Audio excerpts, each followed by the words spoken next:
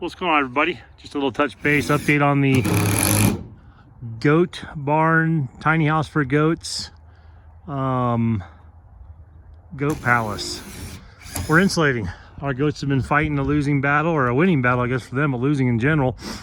It's too cold for them, so they're staying huddled by the house so they can get warmth off of our little manufactured home. So we got some Arctic and we got some Pink Panther. We're doubling up. This will be the most cozy goat barn, goat tiny house in the neighborhood. So roof is all done, but the one panel we're still waiting on. I'm gonna go grab a panel off the big property later today or tomorrow morning. I have a couple extras up there, so I'm gonna trim one down to finish this last rung right here, and then we're gonna come out and still do a little overhang here. So this will have, I don't know if you can see it with the sun, but on that bolt pattern right there, we'll do a header board, and we'll do a little canopy, a little patio coming off of here, maybe about 8 feet or so, 6 to 8 feet. So come off like right here with a little green metal, same material, little overhang, the 8 foot, the length of the actual tiny house for goats, and then we'll have about 6 or 8 feet out with a couple of posts in the ground on that side. On this side, we're gonna do a little deck. So I'm gonna come out about 4 feet because they like to sit on our little patio thing we have up here that I'm eventually gonna tear down, the little staircase, and put an actual real patio. So we'll go about 4 feet out maybe on this. We just planks an old Western style deck just off the front here. And we'll do a small, I'm gonna find my finger here. So you got the overhang from the roof. We'll put a small eave on there. We'll, right above that bolt pattern right there, right above that, we'll put a header board, and we'll have a little patio cover come off of that with 2 posts that connect into the actual patio. And then we're doing a barn door. So I'll be putting some metal right here, 36 inches past about here, a little shy of the edge, as we'll have trim. So I have to remove that light and change it up probably, but for now it's there. And then we'll have a sliding barn door that goes right here. Gonna put some light in this thing. It's pretty dark in there, obviously. So most likely, I think I'm gonna put, probably on the opposite side, because this is gonna have an overhang here. We won't get a whole lot of light out of that. I'll probably put a vent on top of here, a vent on the other side, and then, or maybe a vent here, a vent on the back, and then I'll put a window on this side where we get a lot of sunlight in. That way it warms up in the morning for the goats. Bradley's doing a little bit of extra bolts here, fasteners. We do this whole thing with screws. I know people are big on using nails and nail guns and all that stuff. I'm like a hammer and nails guy, or a screw gun or impact driver. I don't even use a drill, so I make a lot of noise. But anyway, I just like the screws. This could be moved in the future. I think I mentioned in our video, most likely we'll turn this into, or when we turn this into a rental facility or property, we would take this out to the big property with us. Anything we build here besides the containers, I'll leave a container garage here for the next occupant when they rent this, so they have an actual garage, which is kind of a luxury around here. You don't get too many places with garages. So, but this may come with us. So it's screwed together. It means you can disassemble it pretty easily if you need to make it lighter, break it down. Like I said, everything will pretty much be screwed on this thing, no nails. If you're ever taking apart a nailed structure, it's a pain in the ass. You can cut the nails in half with like a sawzall or whatever, makes it nice. But screws, you can take things apart real easy and put them back together. And there's give or take on any of those things. Screws can get a little bit weaker on the threads over time with weather.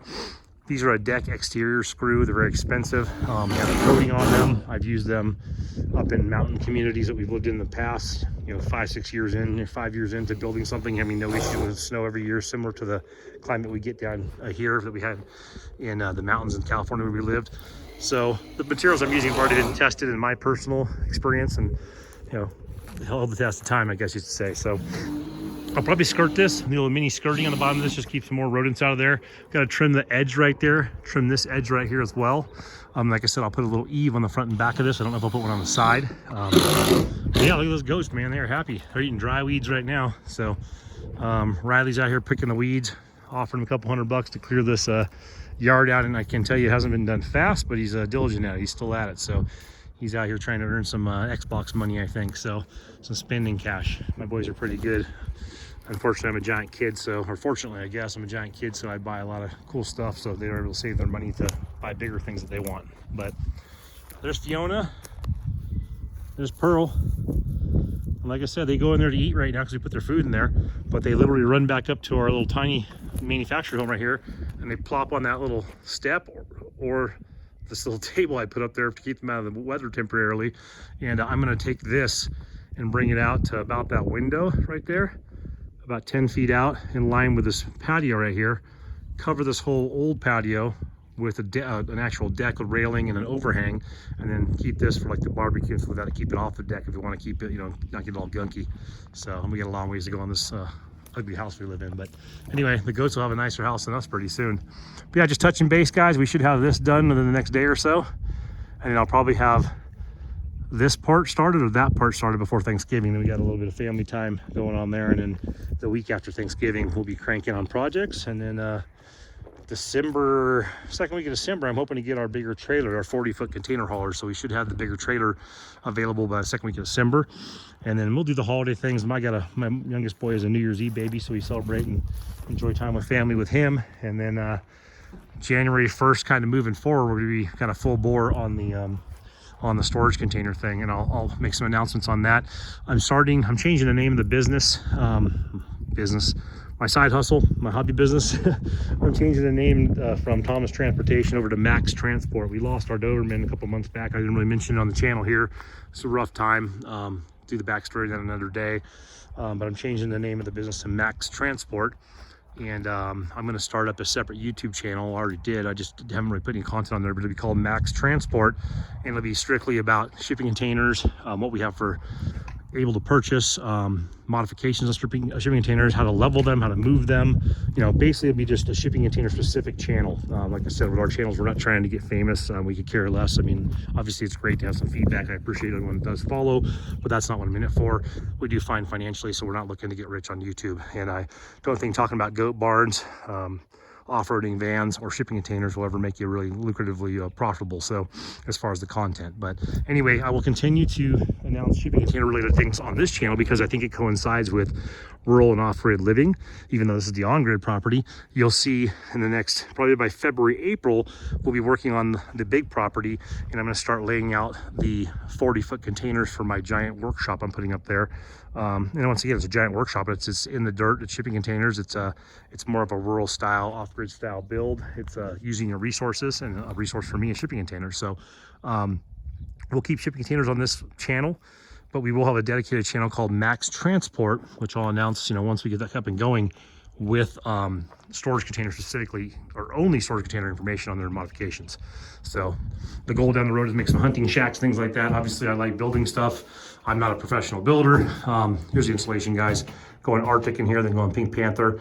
Then we have some really nice interior panels for these goats, man. The guy at Home Depot said these panels are Pinterest quality, if you know what I'm saying. So anyway, I thought it was kind of funny, but he was just kind of joking around. But he said, yeah, if you want some really nice panels for your goat barn, this is the way to go. You can see them right here. About 25 bucks a piece, but yeah, they just have that really nice look. We're actually gonna use these on the bathroom inside, so these will be the same thing we put inside the bathroom in both the bathrooms when we rebuild them, restore them, the inside of the manufactured home. But anyway, I'm rambling, but stay posted, guys. This is the tiny house for goats, or the goat barn palace. A little Pearl there, and little Fiona still mowing our weeds over there somewhere, and they just eat all day long. But anyway, we'll get this thing set up. I'll show you a finished result. This will probably be the last build video, and I'll probably show you a wraparound video when I have the porch, the patio, everything done, the barn door on here next, you know, maybe the week after Thanksgiving, and you'll see what this looks like in its entirety, how we built it, what we did. And like I said, I mean, you can go get a tough shed at Lowe's for 1,800 bucks. I'll probably have about $1,000 into this when I'm done, but it's $1,000, and I got to build it with my son. He gets to learn some more skills, or hone in on some skills he has. I get to hone in on some bad measurement skills I have, and measure 5 times, cut once. I measured once and cut 5 times. I got it backwards. But anyway, it's nice to hone in on your skills. It's fun to build something. It's just always a sense of accomplishment. Like I said, I'll probably be at about 1,000 to maybe, let's say, 1,100 bucks total in this. It's an 8 by 8 foot by 8 foot front, 7 foot rear, you know, overkill shed basically that we're using as a goat barn that can be lifted up on a trailer and moved anywhere we want to. And it's not going to be, I mean, I have an $1,800 chicken coop mansion up on the 40 acre property, and it's a total hunk of shit compared to this. I mean, this thing is built like a brick shit house. This is built better than the home I'm living in right now currently. It's built better than my motorhome I lived in the last, you know, couple of years. Built probably better than the house I had in Big Bear. It was a 1972 build. It was pretty shabby with a newspaper for insulation. But so I was saying, for 1,100 bucks, I can build an 8 by 8 approximate lean-to shed you know, that's going to have some uniqueness to it, have some great building quality to it, have some good learning experiences for my son, and like I said, refreshers for me. And I just like building stuff. So anyway, this is what our channel will continue to be about, building things. And you'll see the development of any of our rental properties that we're working on, or temporary properties, and you'll see the longevity of our 40-acre property where I plan to be buried on one day. So we ain't leaving that property anytime soon. So I won't be buried anytime soon, but like I was saying, that 40-acre property should be in our family to the end of time. That's kind of the concept. So unless shit hits the fan and things get real weird, which they've already gotten pretty weird in this country, but I think we're also complacent, so comfortable with lattes and cell phones and all this crap that we're not going to really get any civil unrest anytime soon. I think we're all going to just kind of keep on keeping on. So, but yeah, this little house and our property is part of the way we avoid that. We avoid some of the tax man and some of the BS and the bureaucracy and all the ruling. You know, kind of live a little bit less expensive and do what you want and enjoy life. So anyway, we'll get that in another rant. So stay tuned, guys. We'll do one more video when this is done. Roof will be finished, overhang, patio, deck right here with a little overhang and a barn door, and then paint and trim. So stay tuned, guys. Thanks.